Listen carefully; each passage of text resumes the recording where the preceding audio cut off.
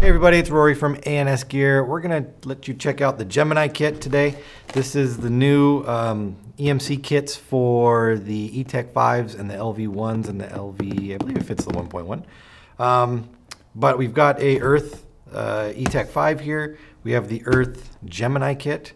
We're going to go ahead and put it on, show you what comes in the box, show you how to put it on the gun. So we'll get all this stuff out of the way. So we just have the gun here. We're going to take the barrel off just because it's always easier to work without the barrel. We can always put it on later. Some Allen keys, and let's open this up. So you're going to get in here, this might look like it's the front shroud, but it's actually the rear. So this is going to go on the back of the gun, back here, like that. We've got this piece. We've got the front shroud.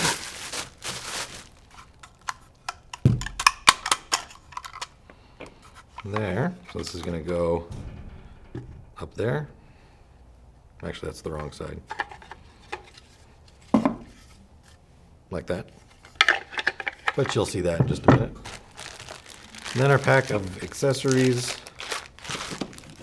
We've got our spring for our release on the back, set of screws, the new ram cap. It's very important that you put that in, otherwise the pieces won't lock together properly. And all of the back cap for the stock, the spring guide, the little tab you pull back to release the lever, and then the sides where the pivot is. We'll talk about that also. And then we're going to get an instruction manual that tells you how to do both the LV1 install and the Etek install. Let's dump all our parts out here.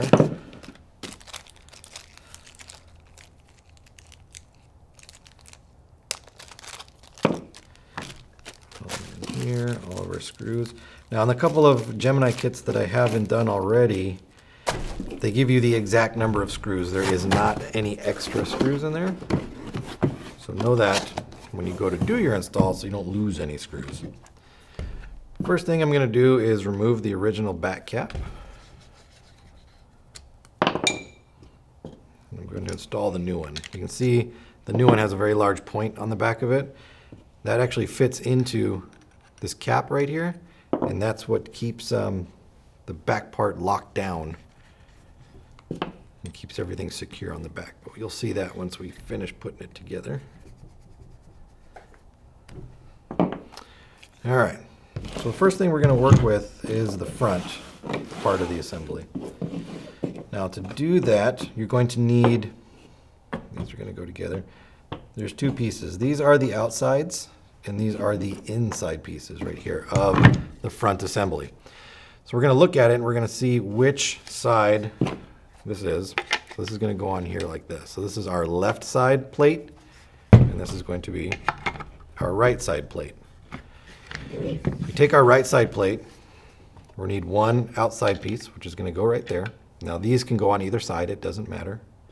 But if we look at these inside tabs, it's maybe kind of hard to see on there, but one says Ego R and one says Etek R. It says Ego R along the top and then Etek R along the bottom, and it's upside down. So if we wanted to install this in the Ego or the LV1 style, this is the direction it would go in for the right side.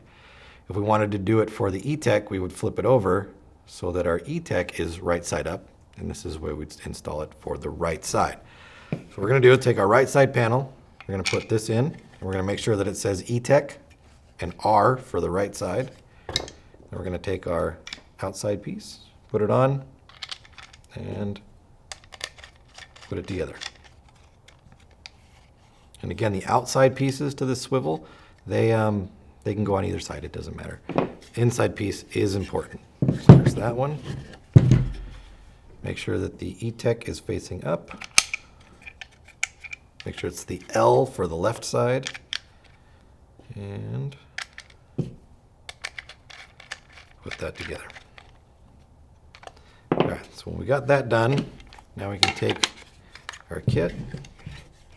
We can put it on. You see how perfect it fits around the grip right here.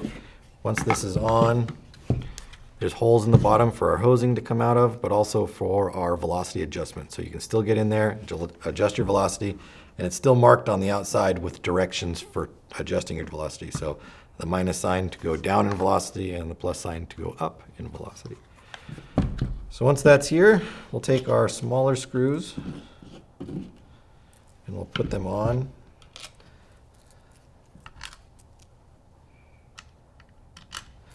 There's a 4, 5, looks like there's 7 on the outside here.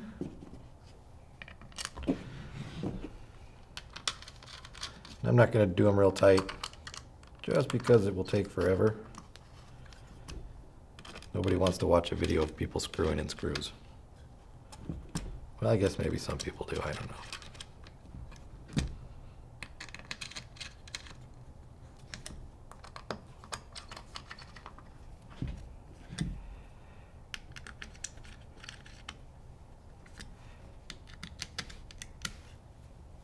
All right, so there's our front kit on there right now. Now we're going to do our back kit. So that's going to go together. These are going to go on, and it's going to go on right in that area. It's going to actually come in like this, lock into this pivot that we've installed, slide down, and snap onto the back right here. So the first thing we're going to do is we're going to work with our left side rear kit. We're going to install the spring, the guide, the release, and the plug potentially. Now if you're going to put a stock into this, you would leave the plug out and you would install your stock right now as we complete the assembly. It will use any kind of 98 custom stock or any of the stock designed to mount to any of the versions of the 98. So anything that was BT that had a 98, a Tippmann that was 98, anything that uses this round back plug as the stock style is going to fit into this kit. Now they're not all made to the same tolerances, so some will be loose, some might be sloppy, sometimes you might have to add some tape in there to shim it properly, but that's the style of stock that you need, the 98 custom style stock, to work with this kit. So that being said, we are going to use that, so I'm going to put it in. We're going to take our spring and we're going to go ahead and do the install here.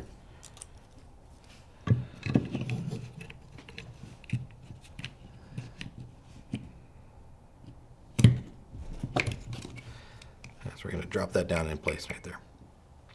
Now the reason I use the left side and start on the left side here is the holes where these pieces fit in are actually cut differently. This one is cut with the large hole being at the front right here, and this one is cut with the large hole being farther back. That makes it so once we've installed the release in there, it actually will hold itself in right now. And when I go to put this side on, it will just slide through the hole. If they had cut this large hole on the back side, we would have to pull this thing back and then put it together so that it all locked properly. But with the hole being cut here, we can install this beforehand and then easily slide this on top, and it's easier to install. So we're going to go ahead and put that together, and we'll keep going from there. All right, so we've got our release mechanism installed in there. Woo!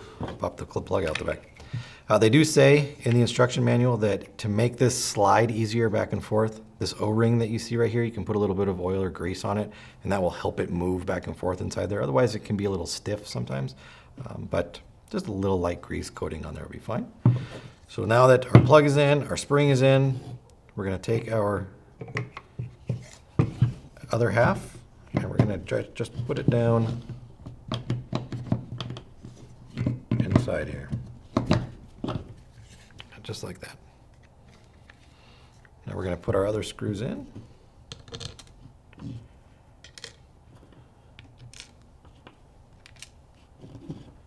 And then tighten everything down.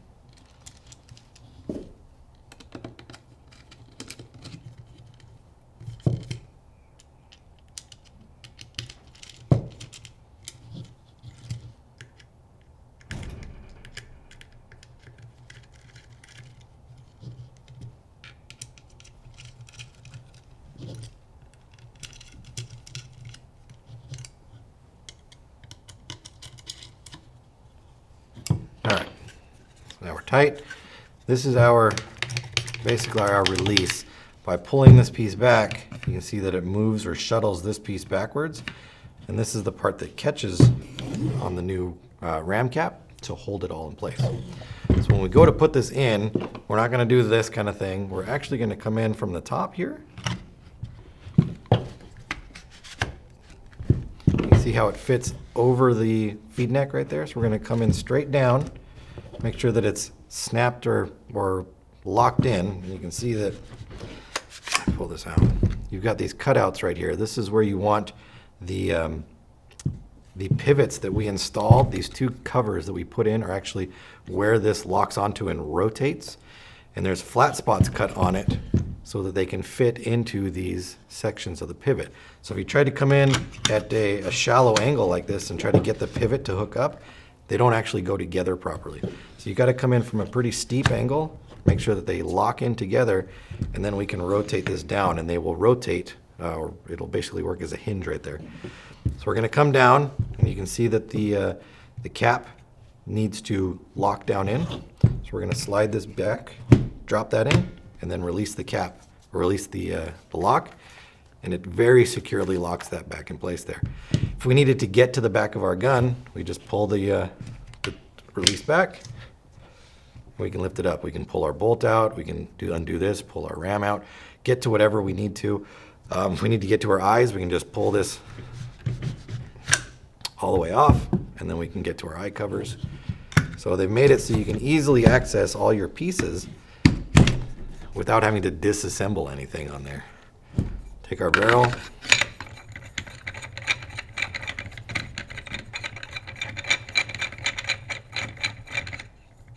And thread it in, and there you have it.